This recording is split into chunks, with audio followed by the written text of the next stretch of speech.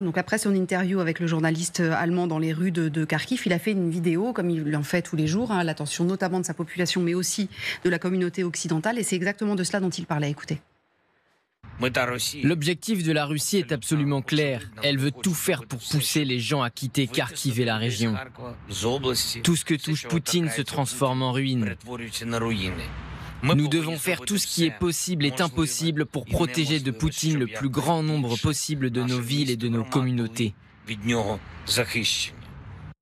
On a énormément parlé de résilience depuis le début du conflit, et là où elle est extraordinaire, c'est exactement ce qu'on disait tout à l'heure, c'est-à-dire que cette ville-là, qui comptait 3 millions d'habitants au début, je crois, d'après les chiffres que nous donnait Laura tout à l'heure, ils sont encore 1 300 000. Il y en a beaucoup qui sont revenus, d'ailleurs, après la première attaque, et je me souviens très bien, je ne sais plus si c'était vous ou Hélène Bonnet qui nous racontait justement les règlements de compte de ceux qui avaient éventuellement aidé les Russes, etc. Il y a encore 1 300 000 personnes qui vivent à 35 km de la frontière avec la Russie, à portée de tir, et qui restent.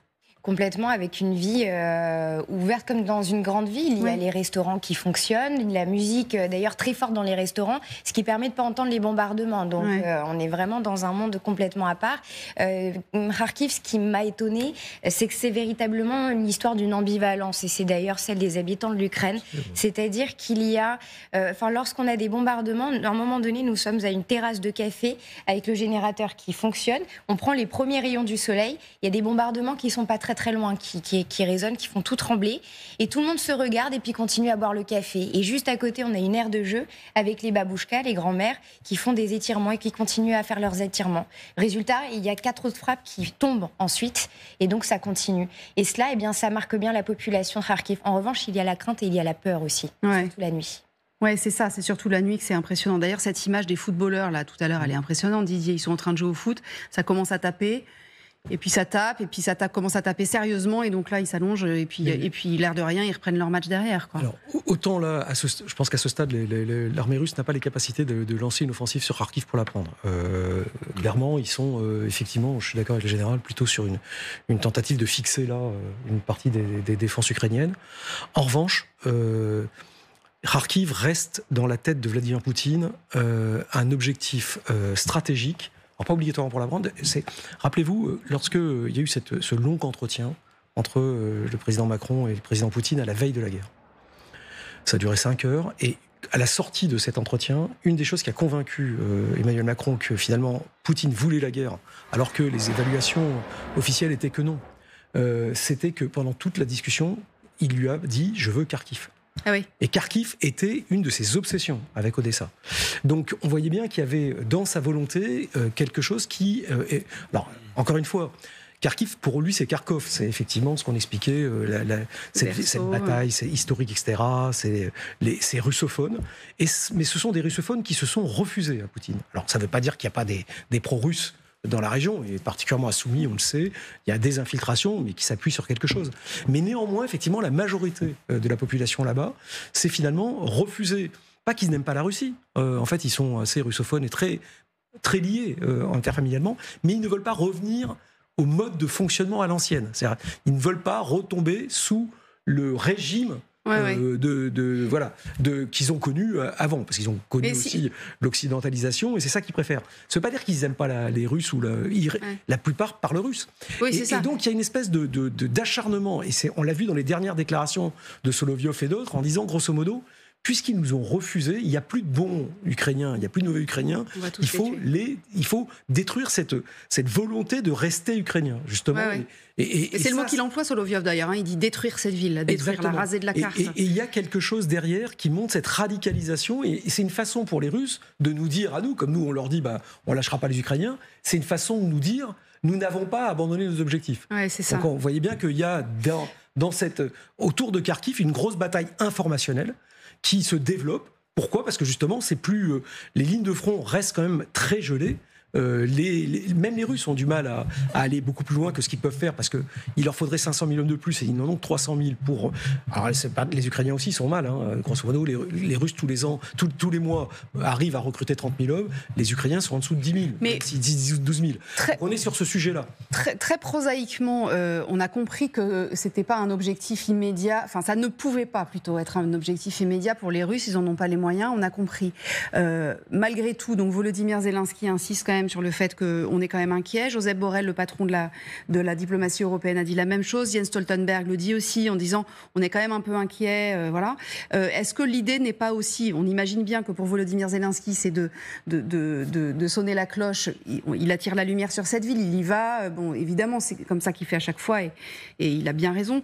De maintenir une sorte d'inquiétude chez les Occidentaux. Oui, sans être trop inquiétant, mais quand même. Vis-à-vis de sa propre population, parlant de Kharkiv, il essaie de mobiliser un peu plus les Ukrainiens. Oui, parce qu'on est à côté, on n'est pas très loin de Kiev, quoi. Voilà, oui, mais en plus, c'est la deuxième ville. La menace donc, en parlant d'une menace sur Kharkiv, il veut, si je veux dire, rallumer un peu l'instinct patriotique ukrainien si c'était nécessaire, notamment au moment où il y a toujours ces problèmes de ressources humaines. Hein.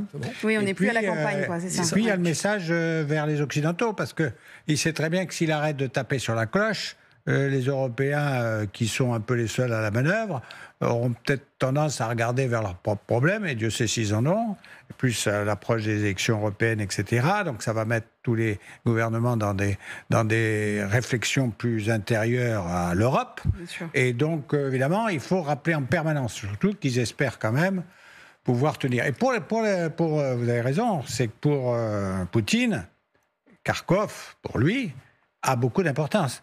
Et d'ailleurs, je pense que dans sa tête, plus il dit que Kharkov a d'importance, plus dans l'hypothèse d'une éventuelle discussion dans l'année prochaine ou je ne sais pas quand, le fait de lâcher Kharkov pour lui, ça sera pour permettre de récupérer autre chose. Il donne de la valeur à Kharkiv, pour justement pouvoir, dans une éventuelle négociation après avec les Américains, avec je ne sais qui, pouvoir essayer de s'en sortir. Après, ce qu'on peut imaginer, Nicolas Tenzer, dès le début, c'est qu'il y a eu Kiev, ils n'ont pas pu... voilà, ils n'y sont pas arrivés. Mariupol, en fait, c'était Mariupol, Odessa, Kharkiv, finalement. Bien sûr, non, c'est-à-dire que, de toute manière, il y a une volonté absolument claire des Russes depuis le début de ne pas laisser tomber. Ils ne laisseront jamais tomber. Ouais, ils veulent, Didier le rappelait tout à l'heure, ils veulent évidemment tout récupérer, ils veulent maintenir évidemment une pression par l'immensité des crimes commis contre les Ukrainiens. Ils n'acceptent pas qu'à côté de la Russie, il y ait un pays libre et indépendant qui s'appelle l'Ukraine.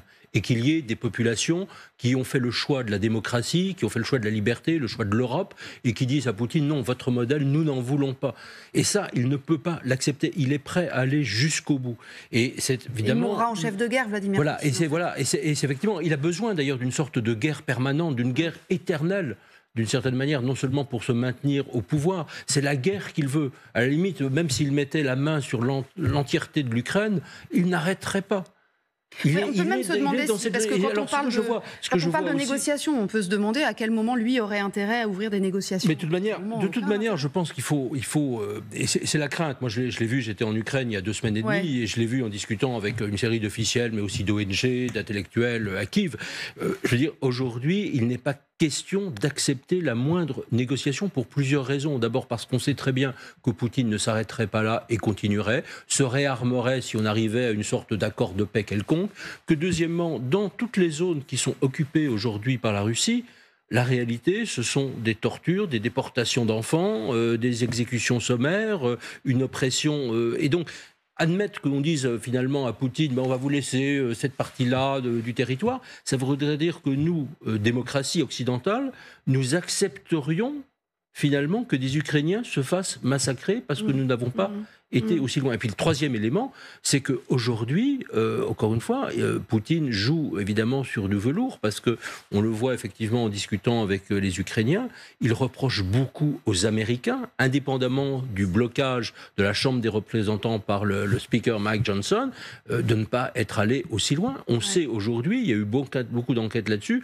que Biden, sur un certain nombre de choses, aurait déjà eu la possibilité de passer outre, qu'un certain nombre d'armes promises n'ont pas été livrées. Et je vois aujourd'hui cette forme de reproche qui est adressée aux Américains, qui est évidemment extrêmement fort. Et peut-être, sur ce plan-là d'ailleurs, l'hypothèse, je dis bien l'hypothèse qu'avait évoquée Emmanuel Macron d'envoi de troupes au sol prend, à mon avis, toute son importance. Ouais, c'est ça. Et sa justification. C'est-à-dire que si on arrivait à sécuriser des zones en déployant des troupes non combattantes, mais à déployer des troupes sur cette zone-là, je pense que ce serait effectivement un signal qui serait donné à la Russie de Poutine qui serait extraordinairement fort.